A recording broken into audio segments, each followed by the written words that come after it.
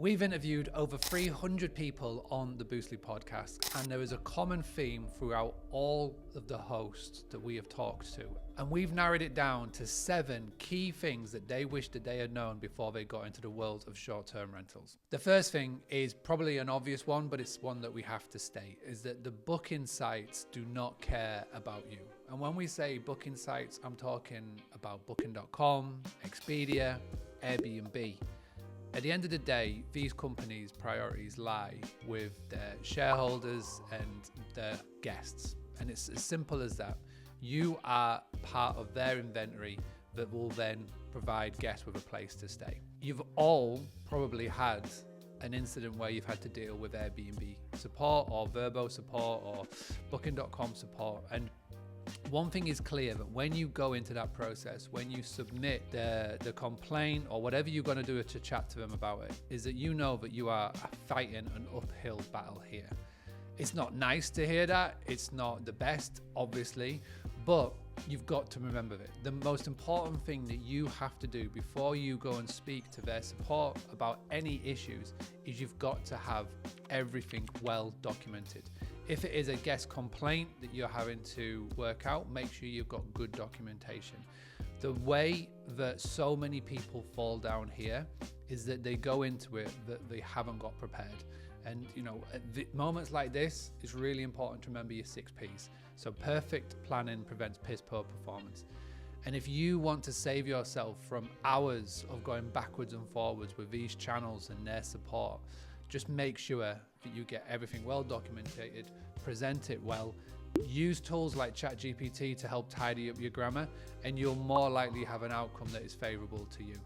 But if you go into this thinking that it's okay, I'm covered, Airbnb have got my back, you're going to be very disappointed, I'm afraid. Okay, the next one, and this is a very common theme, is that hosts feel like when they first get started, they want to appeal and please everybody.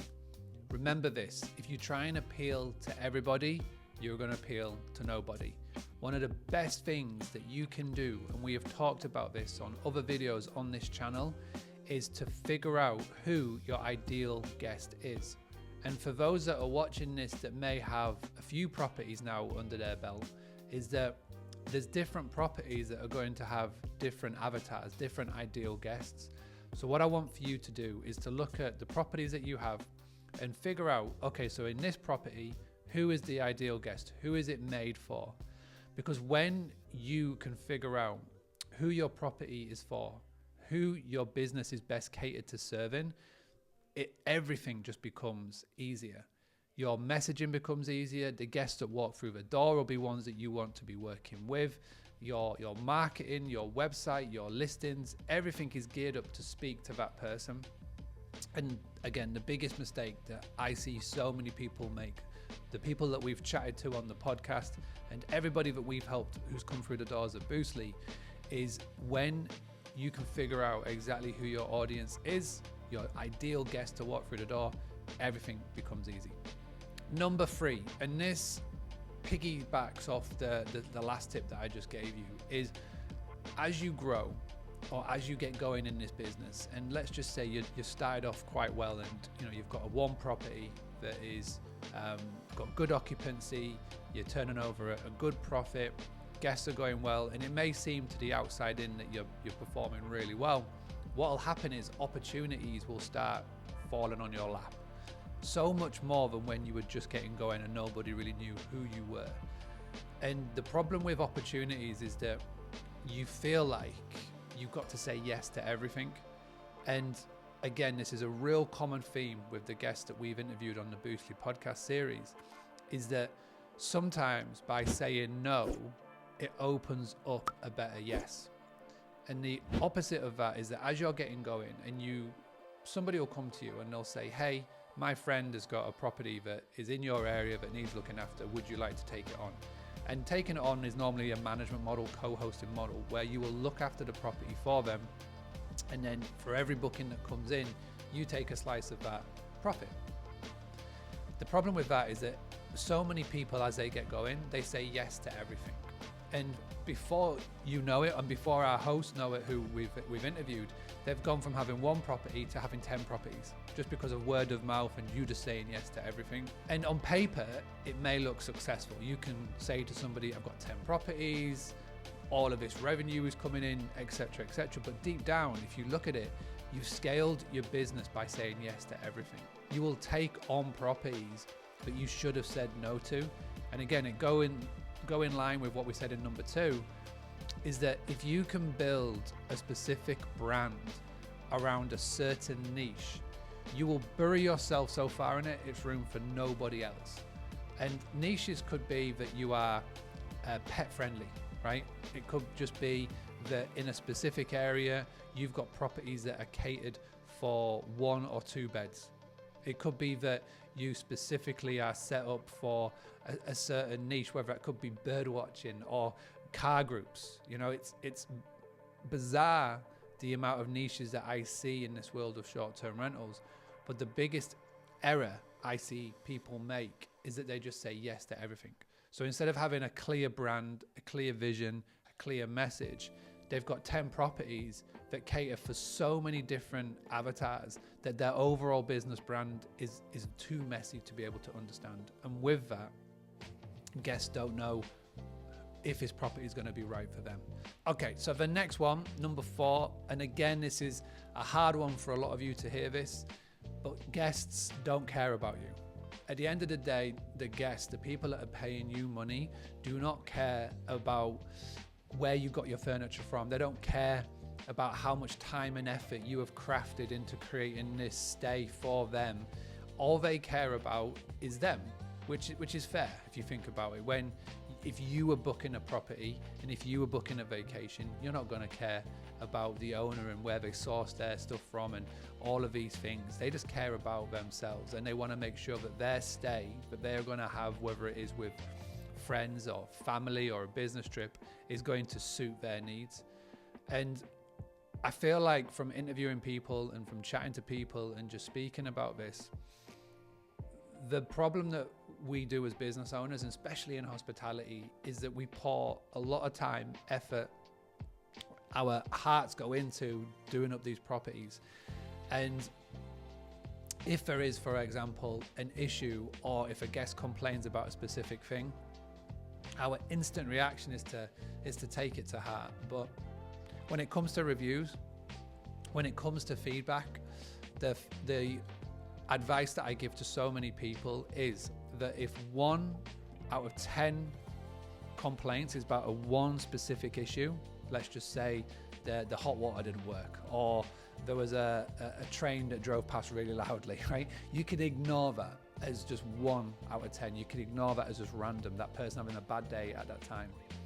But if 7 out of the 10 complaints come in and are about one specific thing, the same recurring theme, that's when you have to do something about it. So again, always remember, the guests at the end of the day will only care about themselves. And just make sure that everything that you do in your powers is to make sure that, and that's the best way to get through this. Okay, we're moving through this now, and we're at tip number 5, and we've got a few more to go. So this one is about scaling, and there's an expression that I learned in business a long time ago, which is new levels, new devils. Growing a business isn't easy. If it was, everybody would do it.